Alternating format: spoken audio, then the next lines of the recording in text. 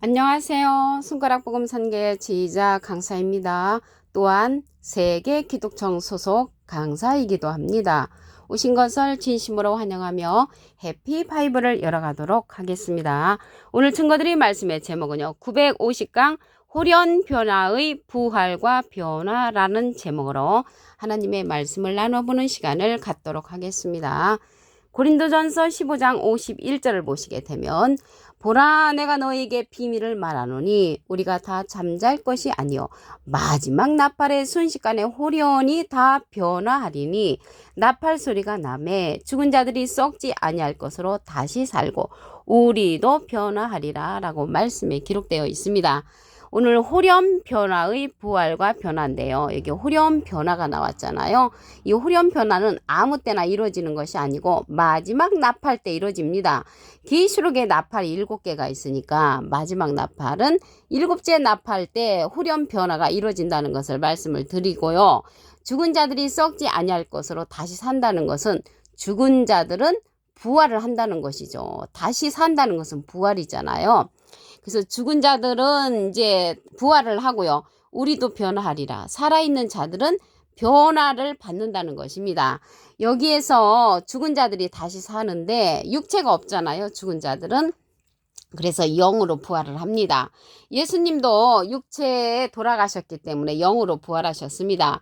로마서 1장 4절에 보시게 되면 성결의 영으로는 죽은 가운데서 부활하여 능력으로 하나님의 아들로 인정되셨다고 했습니다. 그래서 예수님은 하나님의 아들로 인정된 부분이 영으로서 부활하셨다고 했습니다.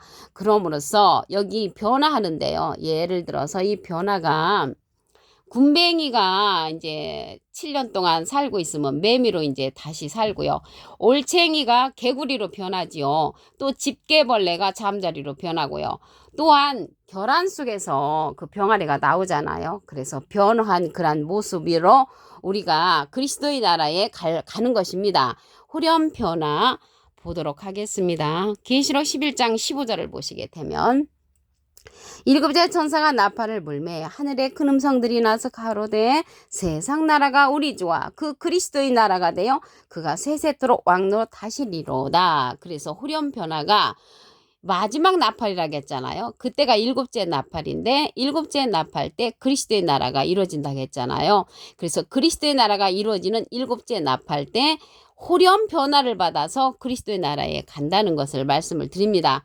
우리는 생각하기를 뿅 하고 저 하늘에 공중의 하늘에 올라가는 것으로 그렇게 믿고 있었잖아요. 근데 공중의 하늘이 아니고요. 호련 변화를 받아서 그리스도의 나라에 가는데 세상 나라가 그리스도의 나라로 변한다는 것을 볼 때 이 땅에서 이루어지는 그리스도의 나라라는 것을 말씀을 드립니다.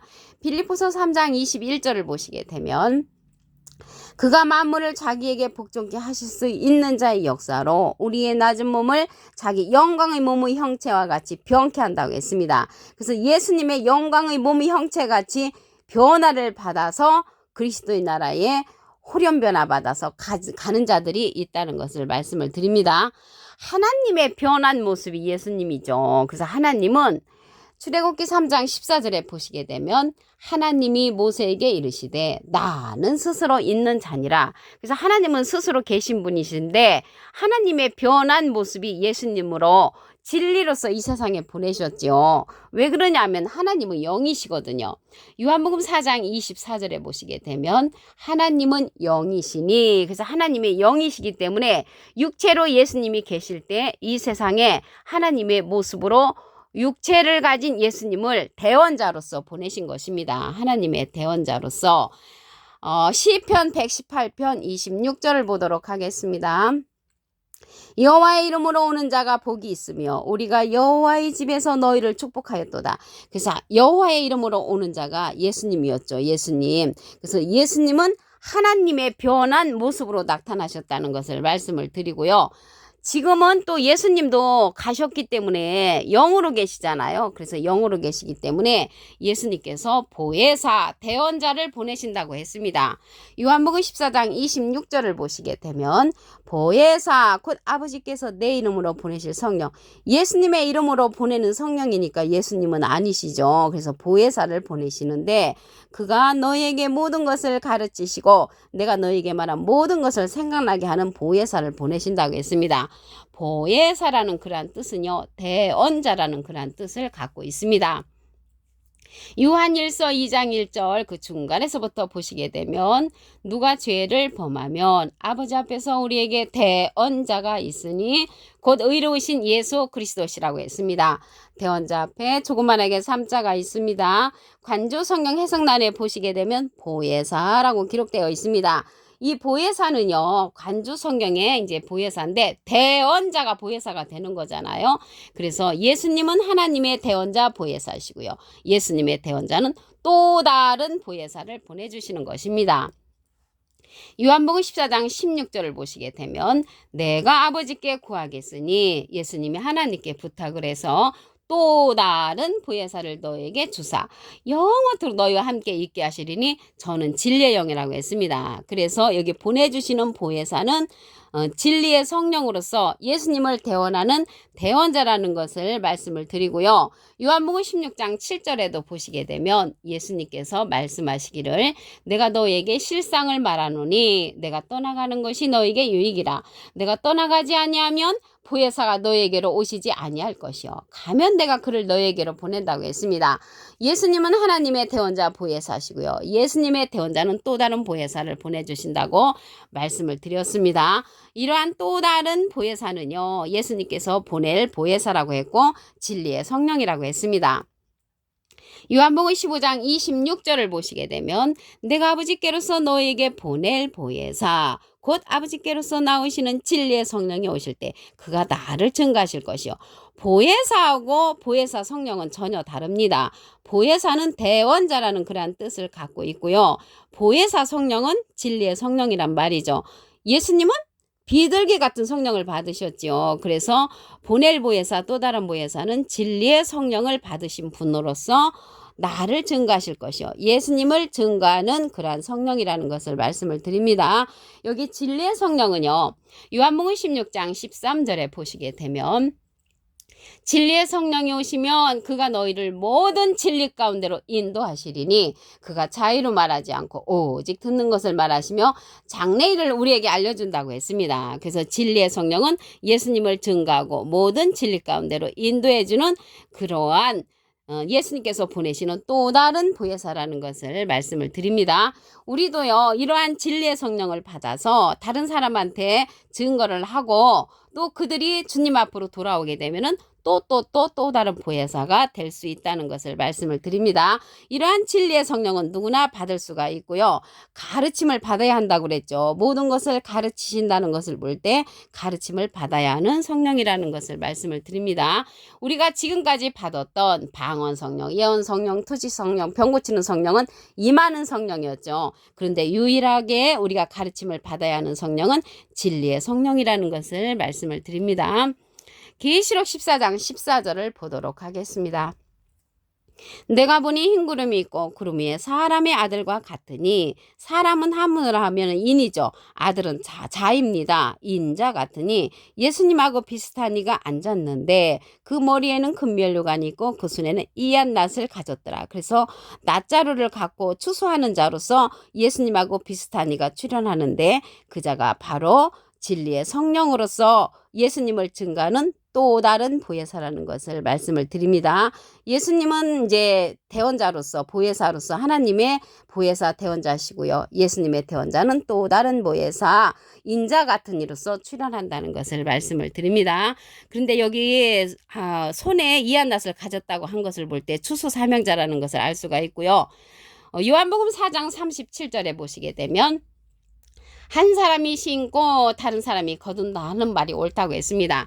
예수님은 심으신 분이시죠. 뿌리신 분은 마태복음 13장 37절에 보시게 되면 좋은 씨를 뿌리는 이는 인자라고 했습니다. 어떤 씨를 뿌렸는가 보니까 뿌리는 자는 말씀을 뿌리는 것이라고 마가복음 4장 14절에 기록되어 있으므로 예수님께서 뿌리신 그 말씀으로서 예수님과 비슷한 사람의 아들과 같은 이가 낫자루를 들고 거둔다는 것입니다. 그 자가 예수님께서 보내시는 또 다른 보혜사라고 말씀을 드렸습니다. 고린도전서 15장 51절을 다시 한번 보도록 하겠습니다. 보라, 내가 너희에게 비밀을 말하노니, 비밀이란 말이죠. 우리가 다 잠잘 것이 아니요 마지막 나팔에 순식간에 후련히 변화받는 것이 비밀이라는 것이죠. 마지막 나팔은 7째 나팔이죠. 나팔이 7개니까 그 죽은 자들이 썩지 아니할 것으로 다시 살고, 그래서 죽은 자들은 다시 산다는 것이죠. 부활하는데 육체가 없잖아요. 육체가 없는 자는 영으로 부활을 합니다.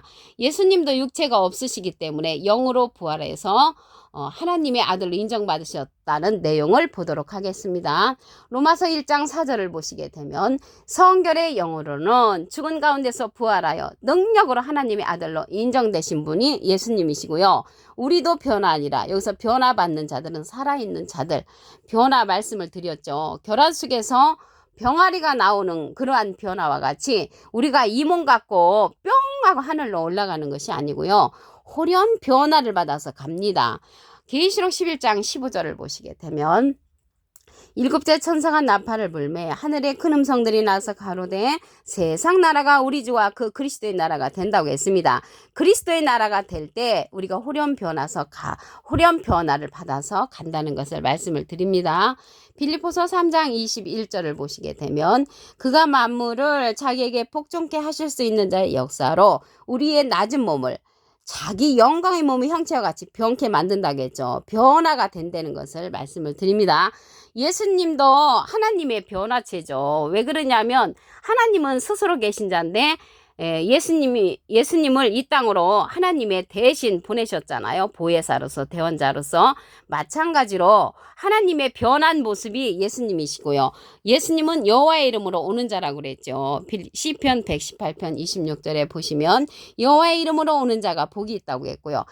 하나님의 본체라고 그랬죠. 예수님이 빌립보서 2장 6절에 보시게 되면 하나님의 본체로서 예수님이 오셨는데 이제는 예수님도 가셨잖아요. 가셨기 때문에 예수님께서 예수님의 이름으로 보내는 성령, 그 자를 보내주신다고 했습니다.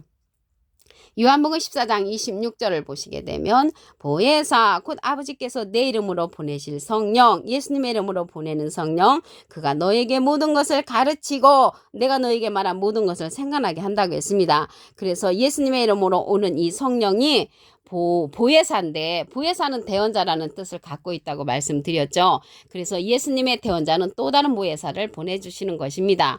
요한복음 14장 16절을 보시게 되면 내가 아버지께 구하겠으니 예수님이 하나님께 부탁을 해서 또 다른 보혜사를 너에게 주사 영원토록 너희와 함께 있게 하시리니 저는 진리의 영이라고 했습니다. 진리의 영은 진리의 성령을 보내시는 것이죠.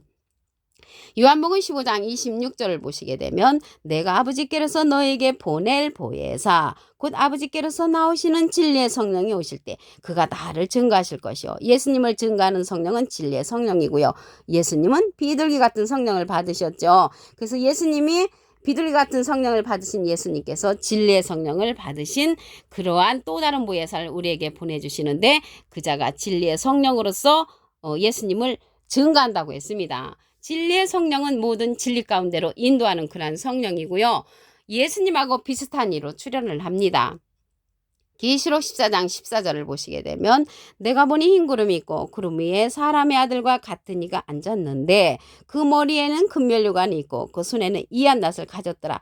낫을 가졌다는 것은 말씀의 낫자루로서 추수하는 자로 이제 나타납니다. 사람은 한문으로 하면 인이고요. 아들은 자잖아요. 인자 같으니 예수님하고 비슷한 이로 출현하는데 모습이 비슷하다는 것이 아니고 하나님의 속성이 닮은 그러한 자로 출현한다는 것을 말씀을 드립니다. 요한복음 4장 37절에 보시게 되면 한 사람이 심고 다른 사람이 거둔다는 말이 옳다고 했습니다. 한 사람 심으신 분은 예수님이시고요. 다른 사람이 거두는 자는 예수님하고 비슷한 인자 같은 이가 거둔다는 것입니다.